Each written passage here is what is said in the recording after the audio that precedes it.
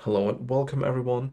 Today I want to show you how to progress Animate Weapon and to some degree Minion builds in general, from League Start to Mid-League and even Endgame, utilizing CI. The most important upgrade for pretty much any Minion build is a chest on your AG that introduces an explosion mechanic into your build. And in addition to the actual chest, it also requires Gravebind to work, because the Animate Guardian doesn't really kill any enemies itself due to its low damage. And you can buy a chest with a decently rolled tier 2 explosion modifier for 10 to 20 chaos, or you can invest a bit more to get one with a tier 1 modifier, which is of course more effective. Personally, I would recommend buying one with a tier 1 modifier and then combining it with a hunter chest that has the region mod on it, elevated if possible, of course.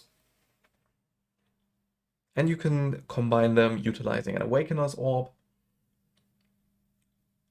And you can finish the item by crafting resistances or spell suppression, like I just did.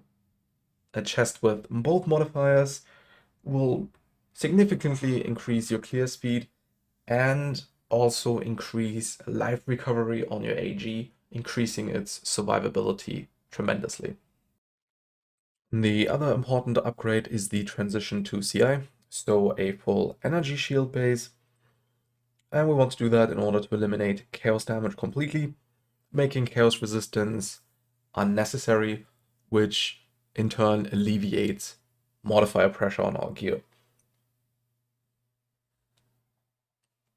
In general, you want to get yourself some energy shield focused gear, so increased ES, resistances, attributes, of course. However, there's some important things to highlight. For example, you want to get yourself a minion cluster with increased passive effect, minion attack and cast speed, and a flat energy shield.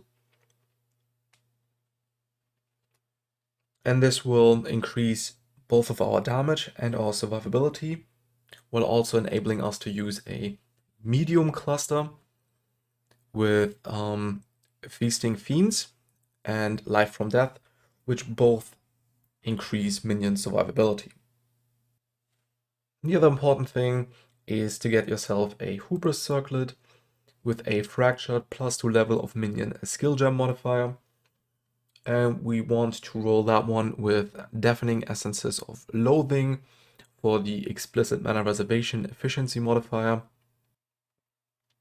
And this in combination with the Implicit Mana Reservation efficiency modifier that you can get from rolling the item with Eldritch Currency, so Eldritch Icos specifically, allows us to then fit an additional aura, namely Discipline, which gives us flat energy shield and thus scales our defenses even further. Additional upgrades include things like a Skin of the Loyal with a +2 level of either socketed minion gems or socketed duration gems implicit. Or if you can't find one, you can get yourself a Skin of the Lords, of course.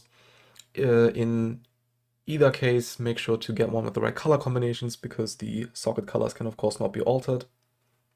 You also want to get yourself a Convoking Wand with a decent amount of increased minion damage, plus levels to minion skill gems, possibly attack speed and cast speed, and of course minion critical strike chance. And for Crucible modifiers, you want to get a generic flat critical strike chance for your minions, and the flat critical strike chance modifier for Animate Lingering Blades. And there's one more noteworthy thing, and that is Graven's Secret. Graven's Secret gives us ES, mana, lightning resistance, and it also transforms our power charges that we're getting from the host chieftain into absorption charges. And these absorption charges allow us to recoup a percentage of the elemental damage we're taking, 12% to be specific.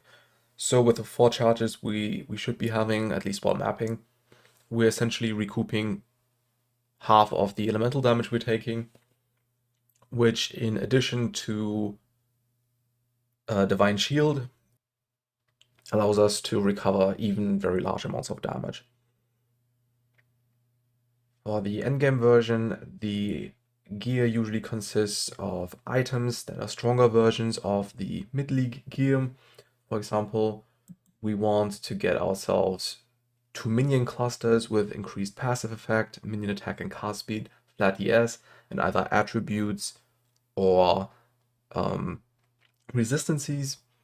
In addition to that, we also want to get our hands on a mana reservation efficiency small cluster jewel with attributes, ES, and increased passive effect. For our items, we're looking at fractured items that are rolled with deafening essences of loathing or deafening essences of fear, and are then, of course, manipulated with Eldritch Currency to fix the implicits and explicits in this case. We want to roll a wand with a proper fractured damage modifier with jagged, shuddering, metallic, and corroded fossils to get the +2 minion skill levels, and then fix the suffixes by putting on prefixes can't be changed and using the harvest crit crafts. The shield and the jewelry are a bit more complex to craft, and I have made detailed crafting videos for both types of items in the past, and I'm going to leave the link to those videos in the comments below in case you are interested in how to make them. We're of course also looking for Skin of the Loyal with both the minion and the duration implicit. This one will be more expensive this league than it was in the last 2 leagues, I'm afraid, to the point where you probably have to make them yourself, taking a proper Skin of the Loyal into the Temple of Axolotl and hope for this specific double corruption. We're also looking for a well-rolled ashes. It doesn't have to be perfect, especially if you go down with a quality bid, the prices will drop significantly, but we need between 18 and 20% reservation efficiency of skills to fit everything, so that's definitely something you have to keep in mind. We also want to get ourselves a couple of Ghastly Eye Jewels with energy shield, minion damage, if you've used a minion skill recently, minion attack and cast speed, and most importantly, flat added damage for minions. For the AG, we're looking at a Kingmaker, potentially an improved version of the Guardian chest I showed earlier. And for our skill gems, we're of course looking at 20 gems if possible.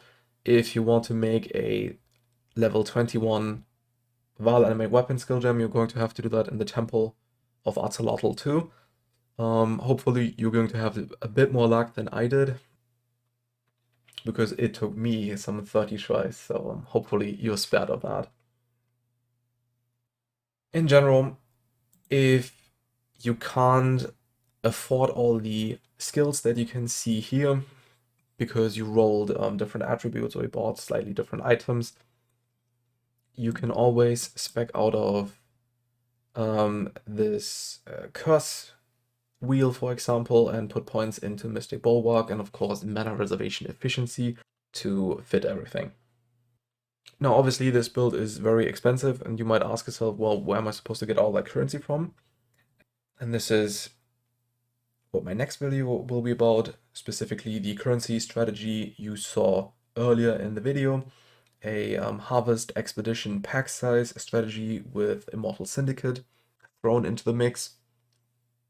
And this one should be out a bit sooner than the last one too.